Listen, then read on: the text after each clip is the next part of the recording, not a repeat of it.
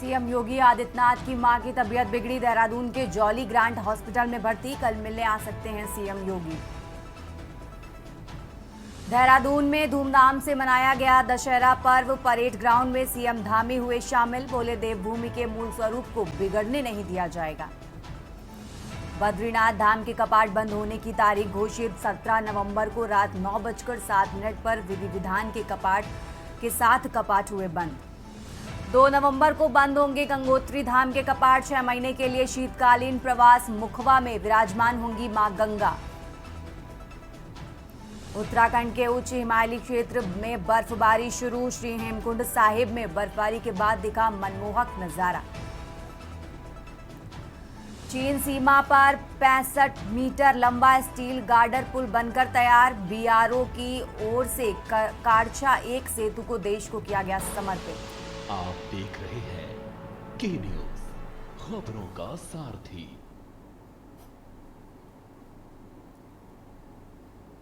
नमस्कार, आप देख रहे हैं के न्यूज इंडिया। मैं हूं आपके साथ तन्वी सक्सेना। रुक करते हैं खबरों का, और खबर आपको हल्द्वानी से बता रहे हैं, जहां हल्द्वानी में पहाड़ आर्मी और एकता मंच द्वारा प्रेस वार्ता करते हुए आगामी 20 अक्टूबर को हल्द्वानी में बुद्धिजीवी वर्ग का सम्मेलन बुलाए जाने के साथ ही उत्तराखंड राज्य को 5वीं अनुसूची में शामिल किए जाने की मांग के आंदोलन को आगे बढ़ाने की बात है।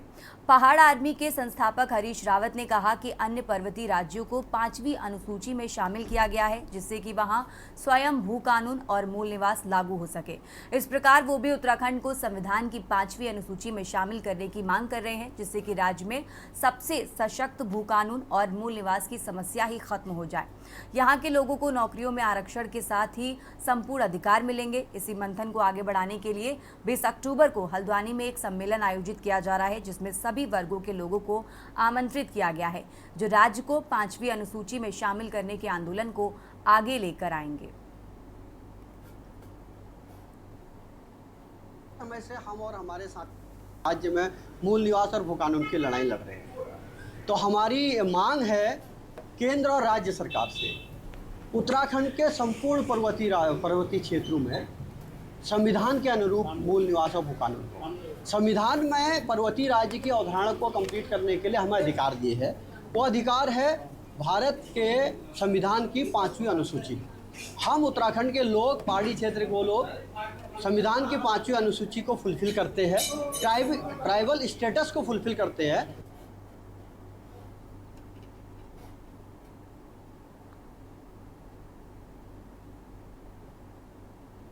खबरों में आगे बढ़ते हैं, और अब खबर आपको विकासनगर से बता रहे हैं, जहां दशहरा पर्व पर मंदिर से वापस लौट रहे एक परिवार की कार अनियंत्रित होकर गहरी खाई में समा गई, जिसमें 3 लोगों की मौके पर मौत हो गई, जबकि 3 लोग गंभीर रूप से घायल हो गए।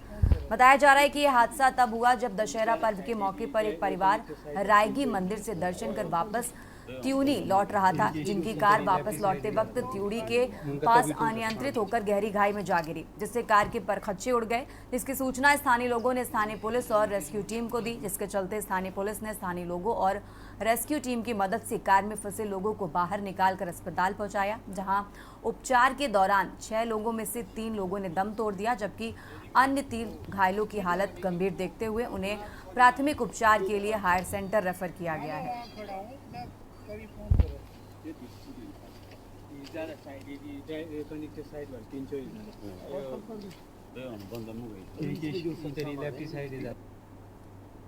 और अब खबर नई टिहरी से है, जहां जिलाधिकारी मयूर दीक्षित की अध्यक्षता में शिक्षा विभाग की केंद्र एवं राज्य सरकार के अंतर्गत संचालित विभिन्न योजनाओं की समीक्षा बैठक आयोजित की गई।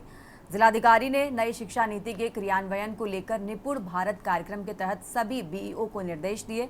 इसके साथ ही जनपद में विभिन्न निर्माण परियोजनाओं में काम करने वालों के बच्चों का सर्वे कर बच्चों को योजना में सम्मिलित करें।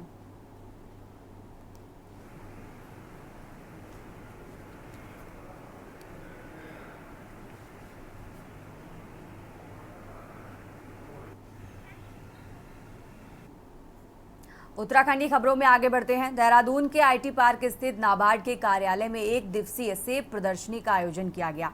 इस प्रदर्शनी का उद्घाटन नाबार्ड के मुख्य महाप्रबंधक पंकज यादव और अन्य अधिकारियों के द्वारा किया गया। प्रदर्शन का किसानों की आय को बढ़ावा देने के साथ ही सेब और कीवी की खेती और उत्पादों को बढ़ावा देना है। वहीं प्रदर्शनी में बड़ी संख्या में पहुंचे लोगों ने जमकर खरीदारी की।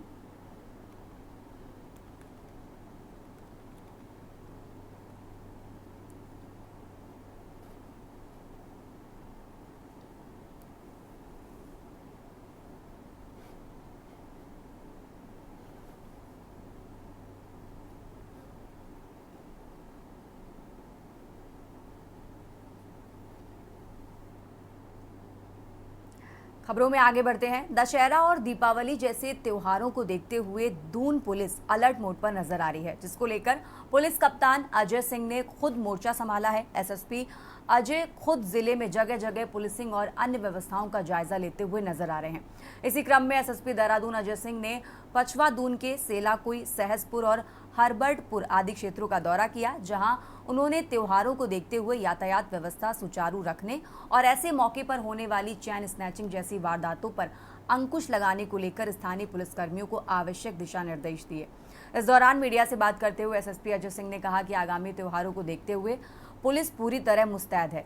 कहा कि पुलिस द्वारा हर संदिग्ध गतिविधियों पर नजर रखी जा रही है, साथ ही अनैतिक धंधों में लिप्त और शराब परोसने वाले होटल, ढाबों और हट्स वाले कैफों पर नजर रखने के लिए स्थानीय पुलिस को निर्देशित करते हुए टीमों का गठन किया गया, जिसके द्वारा इस तरह के संदिग्ध स्थानों पर चेकिंग अभियान चलाया जा रहा है।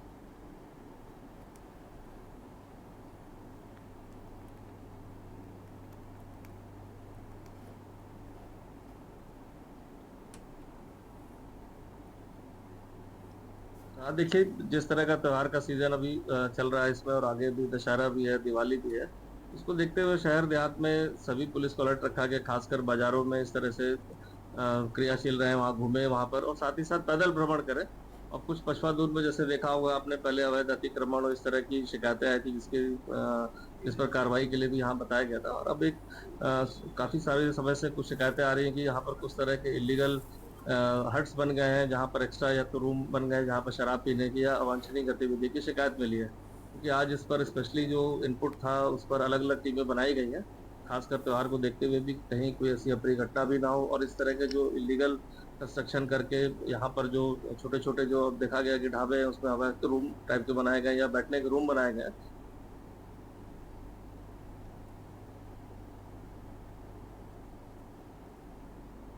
देश भर में असत्य पर सत्य की जीत का विजयादशमी पर्व हर्षोल्लास के साथ मनाया गया। वहीं रुड़की में भी विजयादशमी के पर्व को लेकर तैयारियां जोरों पर चल रही हैं। रुड़की के नेहरू स्टेडियम में रावण, कुंभकर्ण और मेघनाथ के विशालकाय पुतले तैयार किए गए और इन पुतलों को बनाने वाले कारीगर मुस्लिम समुदाय से ताल्लुक रखते हैं और उनकी पिछली कई पीढ़ी यही कारोबार करती चली आई हैं।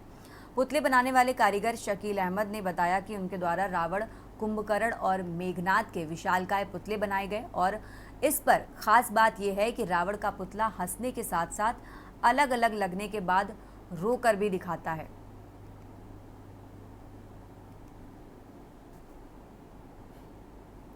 कोरोना काल जहां लोगों के लिए एक मुसीबत का सबब बना था, तो वहीं कोरोना काल गंभीर अपराधों में दोषी कैदियों के लिए वरदान साबित हुआ है। इस दौरान कोविड नियमों का पालन करने के लिए कुमाऊं मंडल में कैदियों को पैरोल दी गई, जिसमें से कुमाऊं मंडल के 4 जिलों के 255 कैदियों पैरोल से वापस नहीं पहुंचे। अब फरार कैदियों को पुलिस ढूंढने में लगी है, लेकिन अभी तक कोई सफलता हाथ नहीं लगी है। आपको बता दें कि जेल प्रशासन की ओर से इन कैदियों को रिहा करने के आदेश के बावजूद इनमें से कई कैदी हत्या, डकैती और चोरी जैसे गंभीर अपराधों में दोषी पाए गए थे, जो अब तक फरार हैं। उत्तराखंड में निकाय कब होंगे, इस पर सस्पेंस अब तक बरकरार है। विपक्ष लगातार निकाय चुनाव कराने की सरकार से मांग कर रहा है, लेकिन अब तक सरकार विपक्ष की इस मांग को पूरा नहीं कर पाई है। इस बीच सरकार ने प्रवर समिति का कार्यकाल 1 माह और बढ़ाकर निकाय चुनाव पर छाई धुंध और गहरी कर दी है। बता दें कि विधानसभा अध्यक्ष ने प्रदेश के नगर निकायों में ओबीसी आरक्षण के परीक्षण के लिए गठित प्रवर समिति का कार्यकाल 1 महीना और बढ़ा दिया है, जिस पर विपक्ष की ओर से सवाल खड़े किए जा रहे हैं। साथ ही सरकार पर निकाय चुनाव से भागने का आरोप भी लगाया जा रहा है। अभी ऐसा था कि जो ओबीसी को लेकर के जो चिंताएं बढ़ रही थी, उस चिंता को दूर करने का कि किसको ओबीसी माना जाए, जो बाहरी राज्यों से भी यहाँ पर ओबीसी माना जाता है या उसको माना जाए नहीं माना जाए, चाहे वो उत्तर प्रदेश से हो, चाहे बिहार हो, चाहे दिल्ली हो, चाहे अन्य प्रदेशों से, क्योंकि ओबीसी एक ही राज्य का माना जाएगा, जो हिमाचल का ओबीसी हो यहाँ नहीं माना जाएगा। इसलिए इसमें गहन चिंतन की आवश्यकता है और एक बैठक। इसीलिए तो हम इसे साम दाम दंड भेद की सरकार कहते हैं, क्योंकि इनकी मंशा ही नहीं है निकाय चुनाव कराने की। कभी कोई बहाना दिया जा रहा है, हाईकोर्ट लगातार फटकार लगा रहा है, 1 साल से यहाँ निकाय चुनाव प्रस्तावित हैं, डबल इंजन और प्रचंड बहुमत निर्णय नहीं ले पा रहे हैं, और हर कोशिश की जा रही है चुनाव को पीछे धकेलने की, क्योंकि प्रदेश में इनके अनुकूल वातावरण नहीं है। इनको पता है कि अगर आज की तारीख में चुनाव हो गए तो इनके पैरों से जमीन खिसक जाएगी, सुपड़ा इनका साफ हो जाएगा। इसलिए ये कभी 4 धाम यात्रा का बहाना बना रहे हैं हाईकोर्ट के सामने, कभी आपदा का बहाना बना रहे हैं, तो कभी लोकसभा चुनाव का बहाना बना रहे हैं, और लगातार पीछे धकेल रहे हैं। और ये चाह रहे हैं कि प्रवर समिति में सब कुछ इनकी चले। विपक्षी दल के नेताओं को शामिल ही क्यों किया आपने प्रवर समिति में? और लगातार जो मुख्य सचिव हैं वो टाइम बढ़ाती चली जा रही हैं प्रवर समिति का। एक समय सीमा होनी चाहिए, एक टारगेट डेट होनी चाहिए, और तब तक इनको निर्णय लेना चाहिए।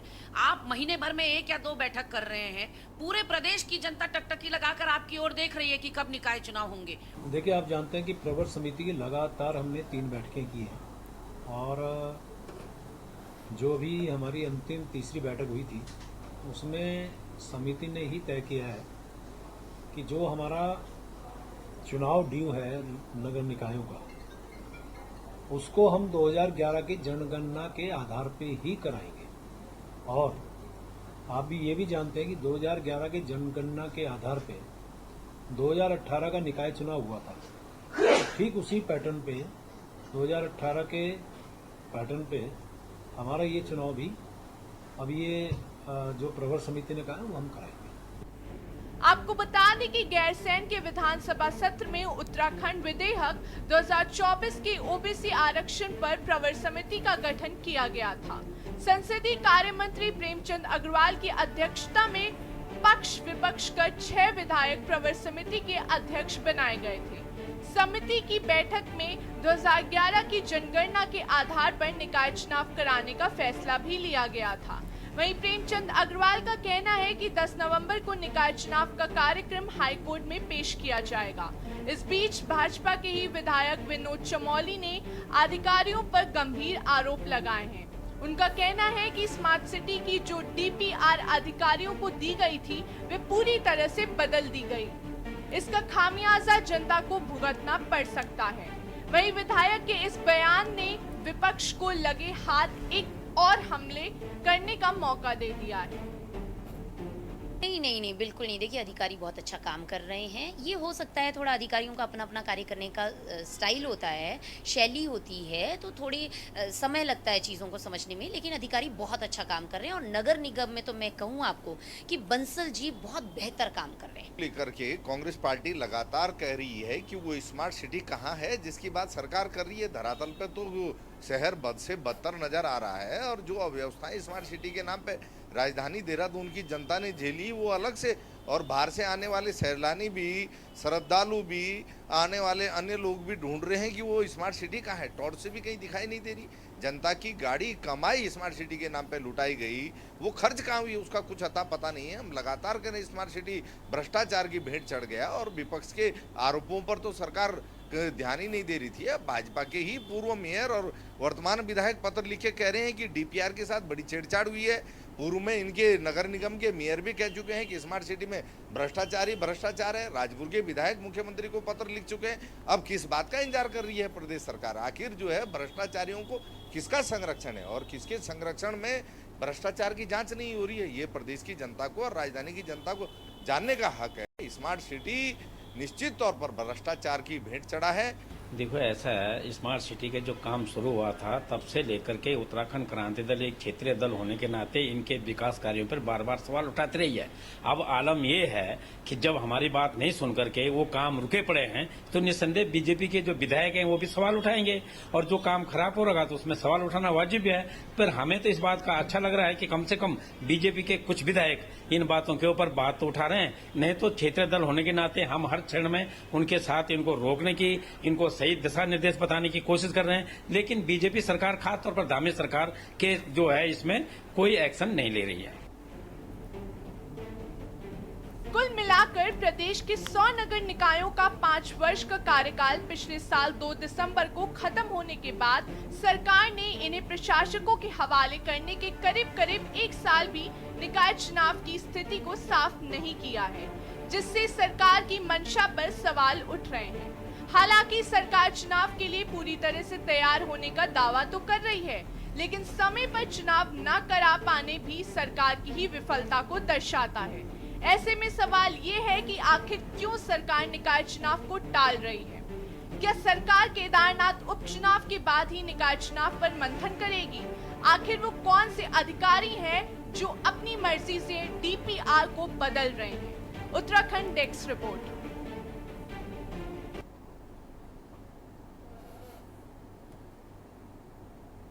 खबर उत्तराखंड में यहाँ रुकते हैं छोटे से ब्रेक के लिए, जल्द हाजिर होंगे।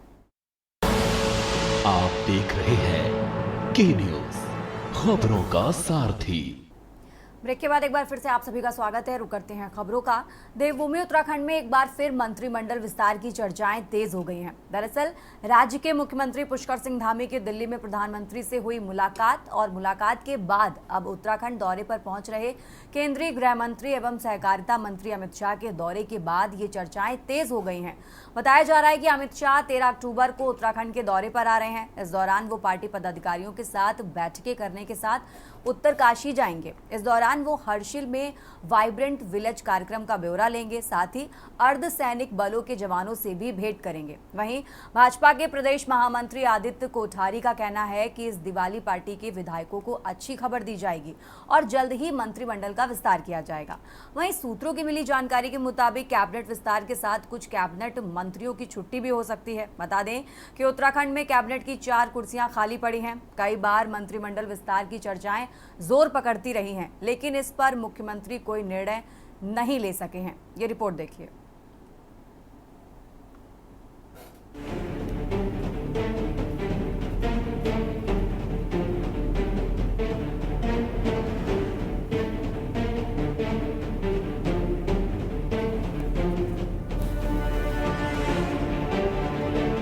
उत्तराखंड में जल्द मंत्रिमंडल विस्तार और दायित्व बंटवारे की चर्चाएं तेज हो गई हैं।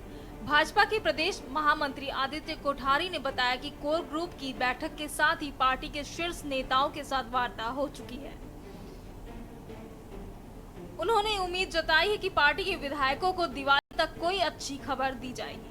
वहीं विपक्ष का कहना है कि बार बार पार्टी के शीर्ष नेता पार्टी के भीतर पनप रहे असंतोष को कम करने के लिए मंत्रिमंडल विस्तार की उम्मीदें जगा रहे हैं, लेकिन मौजूदा समय में भी मुख्यमंत्री मंत्रिमंडल विस्तार का निर्णय नहीं लेंगे, क्योंकि भाजपा में एक अनार 100 बीमार वाली स्थिति है।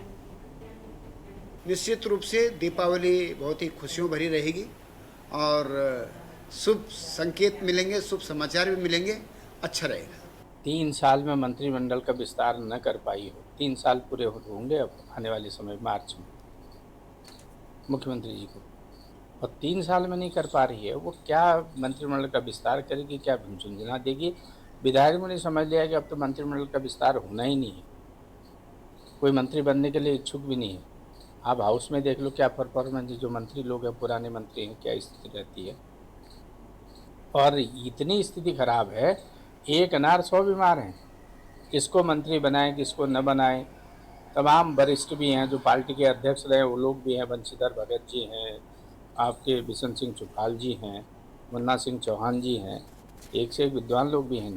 देखिए, हमारा तो ये कहना है इस मामले में कि एक उनके जो कैबिनेट मंत्री हैं गणेश जोशी जी, उनके खिलाफ जो है जो आय से अधिक संपत्ति का मामला चल रहा है, उसमें जो इन्वेस्टिगेशन की जो अनुमति देनी थी सरकार को, सरकार ने वो अनुमति नहीं दी है। हमारा तो पहले सवाल ये है कि आप अगर कोई कैबिनेट विस्तार करना भी चाहते हैं, जो आपके दागी मंत्री हैं उनको तो पहले आप हटाइए मंत्रिमंडल से, उसके बाद आप अपना कौन सा कैबिनेट विस्तार करना चाहते हैं वो तब उसके बाद का विषय है। पहला विषय ये है कि जो दागी मंत्री हैं उनको आप मंत्रिमंडल से बाहर करिए। आपको बता दें कि उत्तराखंड में पिछले लंबे समय से 4 पद रिक्त चल रहे हैं। कई बार मंत्रिमंडल विस्तार और दायित्व बंटवारे की चर्चाएं शुरू होती हैं, लेकिन अंतिम निर्णय तक नहीं पहुंच पाती हैं। बताया जा रहा है कि मंत्रिमंडल के साथ ही दायित्व बंटवारा भी किया जा सकता है। वहीं सूत्रों से मिली जानकारी के मुताबिक मंत्रिमंडल विस्तार के साथ ही कुछ नेताओं के नाम भी काटे जा सकते हैं। वहीं कई नए चेहरों को मंत्रिमंडल में जगह दी जा सकती है। इस बीच अमित शाह 13 अक्टूबर को उत्तराखंड के दौरे पर आ रहे हैं। इस दौरान वह पार्टी पदाधिकारियों के साथ बैठक करने के साथ ही उत्तरकाशी जाएंगे। इस दौरान वह हर्षिल में वाइब्रेंट विलेज कार्यक्रम का ब्यौरा लेंगे। साथ ही अर्धसैनिक बलों के जवानों से भी भेंट करेंगे। वहीं विपक्ष ने अमित शाह के दौरे पर कटाक्ष। देखिए, पहले दिन से आज तक 10 साल की केंद्र की सरकार हो गई है, 11वां साल चल रहा है। उत्तराखंड की झोली खाली की खाली रही है। उत्तराखंड में तमाम रेलवे प्रोजेक्ट्स बोले गए थे, यहाँ मेट्रोज की बात हुई थी, यहाँ बुलेट ट्रेन लाने की तक बात हुई थी, यहाँ सी प्लेन लाने की बात तक कर दी, तो केवल ये जुबानी जमा खर्च दिखाई पड़ा। उत्तराखंड एक आपदा ग्रस्त प्रदेश है, जहाँ आपदा के साथ हमारा चोली दामन का साथ रहता है। वहाँ भी हमको कोई ज़्यादा राहत नहीं देखने को मिली। वाइब्रेंट विलेज की बात की गई, तो वो विलेजेस की बात पहले आनी चाहिए जो इनके सांसदों ने गोद लिए थे। उन गाँव का क्या हुआ? वाइब्रेंट विलेज अपनी जगह पर है, लेकिन जो गांव इन्होंने गोद लिए उनका क्या हश्र हुआ, उसका भी एक फॉलो अप अमित शाह जी को यहाँ आके करना चाहिए कि बार बार यहाँ की जनता तीसरी बार 5 सांसद आपको दे चुकी है। गृह मंत्री जी का दौरा है और देखिए, प्रधानमंत्री जी हों चाहे गृह मंत्री जी हों, ये देवभूमि है, उनका विशेष लगाव है। 13 तारीख को माननीय गृह मंत्री जी देहरादून FRI में आएंगे, उत्तरकाशी जाएंगे। मैं उनका अभिनंदन करता हूं, स्वागत करता हूं। निश्चित रूप से अमित शाह जी का जो दौरा उत्तराखंड का है, इसमें हो सकता है कि वे अभी केदारनाथ के चुनाव हैं या अन्य प्रकार की जो योजनाएं हैं उनके उद्घाटन के लिए वो यहाँ पे आ रहे हो। लेकिन दूसरी तरफ हमें ये भी देखना होगा कि 24 वर्षों के पश्चात भी आज अगर केदारनाथ की बात करें, केदारनाथ विधानसभा की बात करें, तो विकास के कार्यों से कोसों दूर है। स्वास्थ्य की बात करें, शिक्षा की बात करें, रोजगार की बात करें, तो पहाड़ों में आज भी ये मुद्दे जो हैं चुनावी समय पर ये मुद्दे मुख्य विषय बन जाता है। कुल मिलाकर भाजपा में पिछले लंबे समय से मंत्रिमंडल विस्तार और दायित्व बंटवारे की चर्चा चल रही है। हालांकि अब तक कोई निर्णय इस पर न लेने से कई तरह के सवाल भी खड़े हो रहे हैं। वहीं पार्टी के कई वरिष्ठ नेता मंत्री बनने की दौड़ में भी हैं, लेकिन अब एक बार फिर दीपावली से पूर्व मंत्रिमंडल विस्तार की चर्चाएं हैं। ना होगा कि क्या मौजूदा समय में भी मुख्यमंत्री मंत्रिमंडल विस्तार और दायित्व बंटवारे का निर्णय लेते हैं या नहीं। उत्तराखंड डेस्क।